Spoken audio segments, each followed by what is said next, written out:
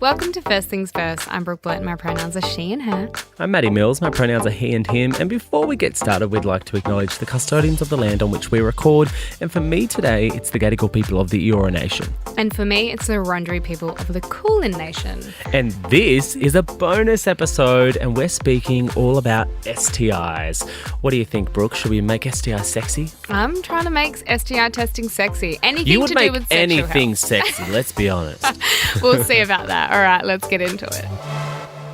I think that after doing some research and also just looking into the stats within our country, I was actually quite surprised that 1 in 6 Australians will contract an STI in their lifetime. And I'm not sure why I was surprised by that. I think that I just didn't realise how common it was, I suppose. I've never had an STI. I feel left out. Oh, boo you. I have a bit of an awful story, a bit of an awful experience, but...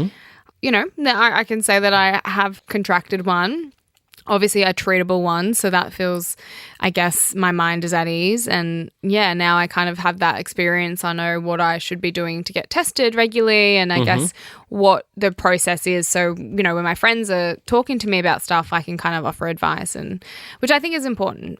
Yeah, the stats were high. Like, they were so high. And I don't think people know that even like during COVID, or just post-COVID, I guess, in 2022, there were over 90,000 cases of chlamydia reported in Australia.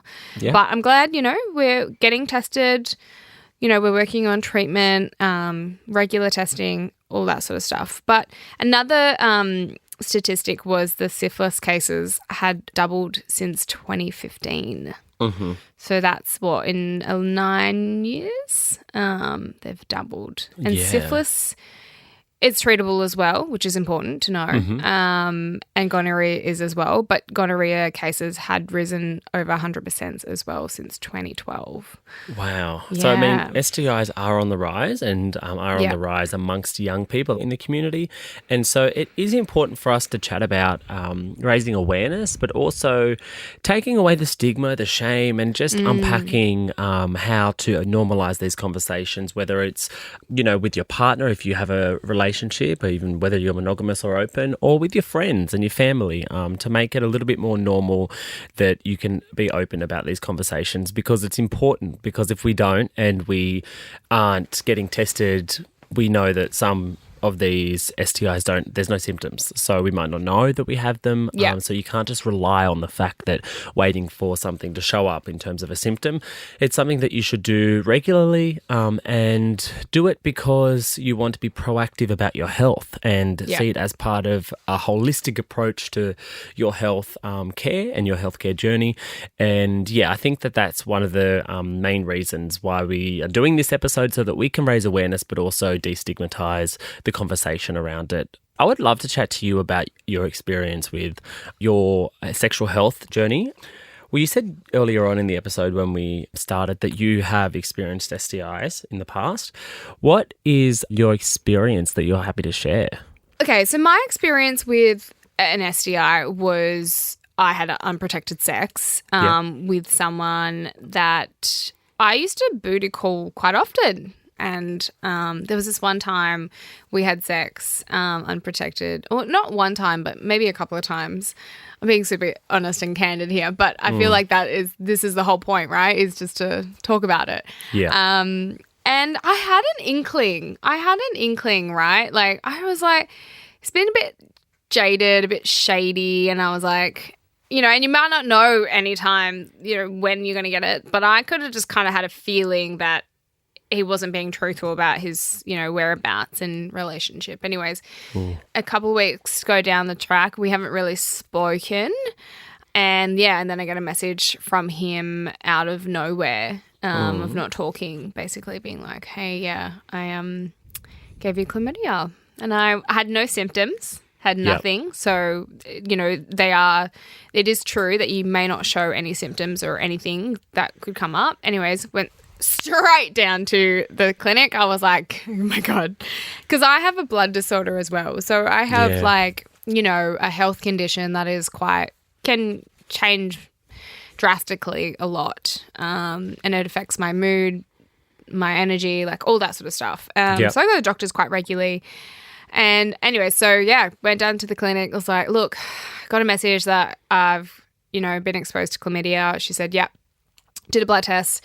2 days later, I got my results back and, yeah, it was positive. And she went back to the clinic. She gave me a script for an antibiotic. Yeah, so you just take 2 tablets, pop them, done, see you later. Okay.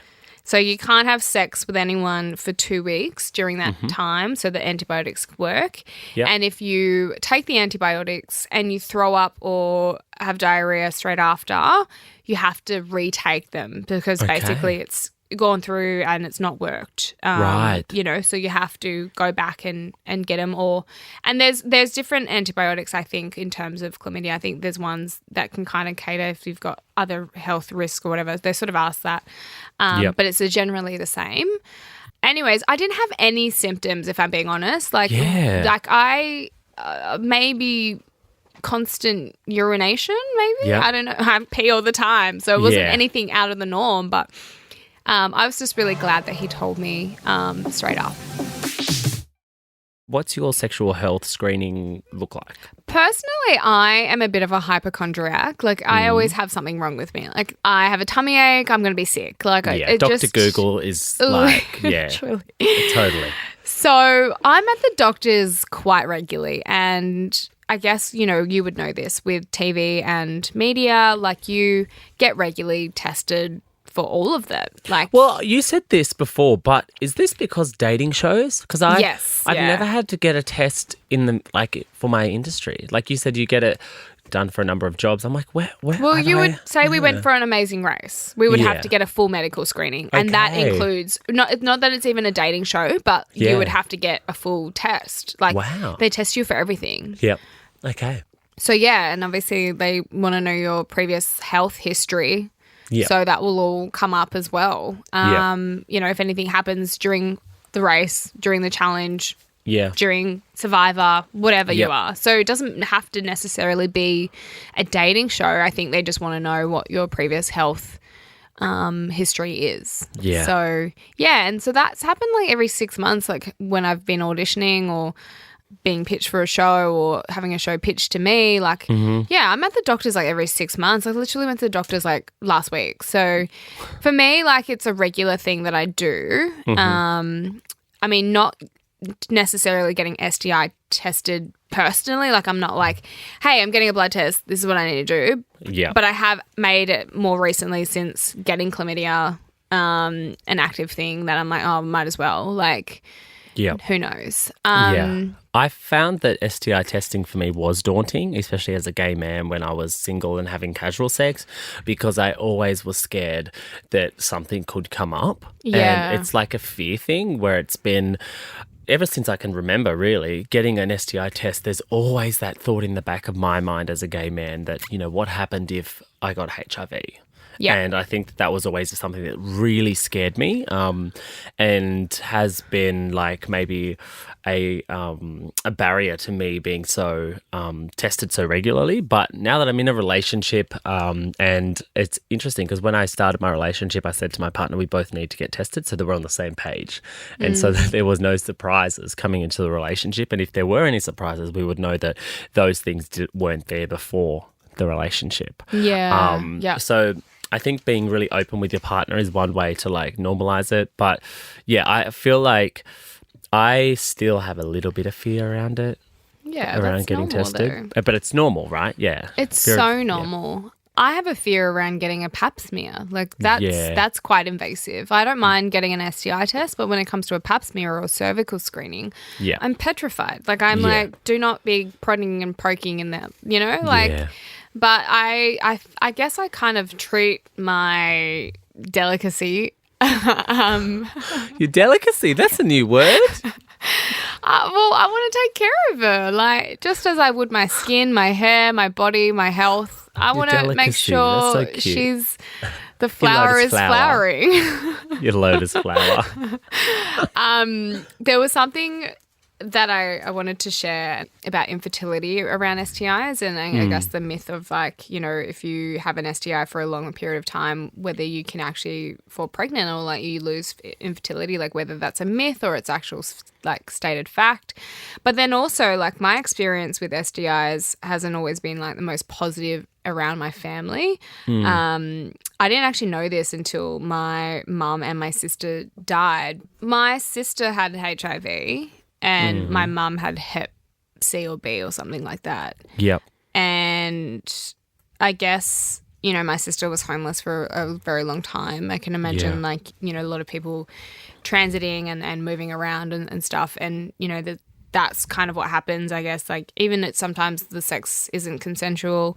And that's kind of my fear around not even myself, but just like other people and their experiences with STIs and how they contract them and I guess how they're not getting treated because they're always moving. And that's my biggest fear. And that's probably where I'm like, well, where is the resource and where is the support in those areas? Because my sister kind of went through that. And I think that's what why I want to be sharing awareness about it and having these conversations and not even just like when the general public, but those who actually need to hear it, you know? Yeah. Like I know that our following, we talk about so many different things, but I think, I wouldn't mind, I guess, sharing more awareness in like the general public about this because, Well, there shouldn't be any shame in obviously getting tested, but there is due to, you know, historical conversations around STIs. But, now you can go to your local GP and you can, go to a sexual health clinic in Aboriginal communities. You can go to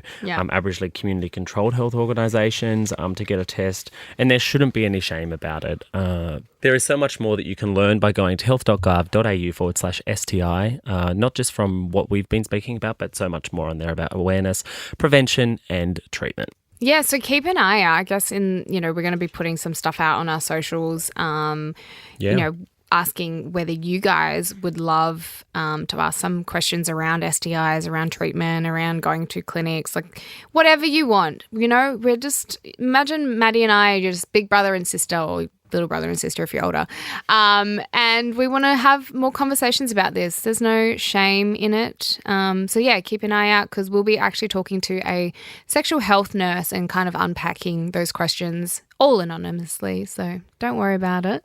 I'm really looking forward to actually what she has to say and I guess what we can do to have these conversations. Yeah, we'll have the deadly Cara Tahini on in a few weeks' time. She's an expert with sexual health. So, we'll definitely unpack everything. But thank you so much for listening to our bonus episode today. If you love us and want to hear more, leave us a rating and a little review. And if you want us to cover anything on the pod, reach out via our socials. My handle is at Brooke.Blurton. Maddie's handle is at It's Maddie Mills. And if you want to listen to other podcasts here at Nova, head over to Nova Podcast Official.